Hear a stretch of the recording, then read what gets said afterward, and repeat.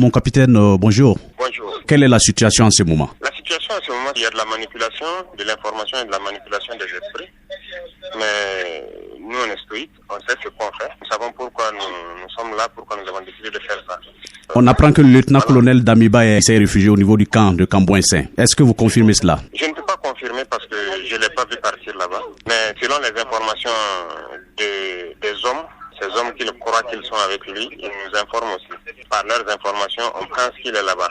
C'est pour mener une contre-offensive, mon capitaine. Il a ordonné une contre-offensive ce matin. C'est pour cela qu'on a entendu des tirs dans la ville. Voilà, donc une partie des forces spéciales a été envoyée. Peut-être, et j'insiste, ils ne connaissaient pas leur mission. La base aérienne aussi est manipulée.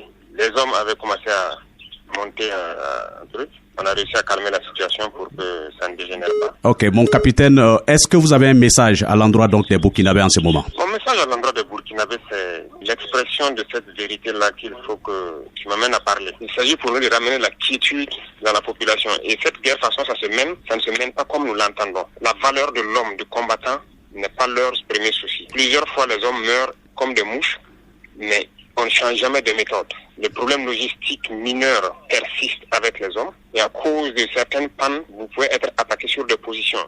N'oubliez pas dernièrement le convoi de Goumi où il y a des civils qui ont perdu la vie, qui sont restés sur position parce que ce convoi sur la route de Djibou, nous avons plusieurs fois dit, le premier convoi où on a eu 15 morts, c'était des jeunes 2021.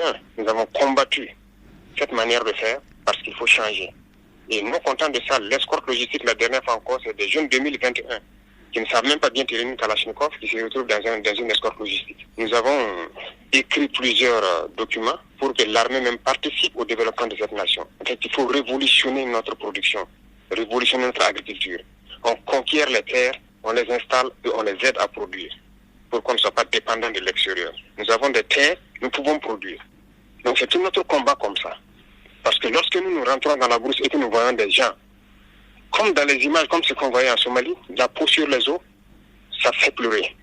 Manger toutes les feuilles des arbres, les herbes et ainsi de suite, on n'arrive pas à supporter ça. On demande à ce qu'on change de contexte, ça ne change jamais. Donc là, ça nous pose problème. Vous n'avez pas pour le moment la même mise sur Damiba? Nous n'avons pas la même mise sur lui parce que nous n'avons pas voulu faire couler le sang hier matin. Nous sommes venus dans une logique en priant Dieu ne même pas blesser un soldat. Et voilà, même lui-même, on n'a rien contre sa personne.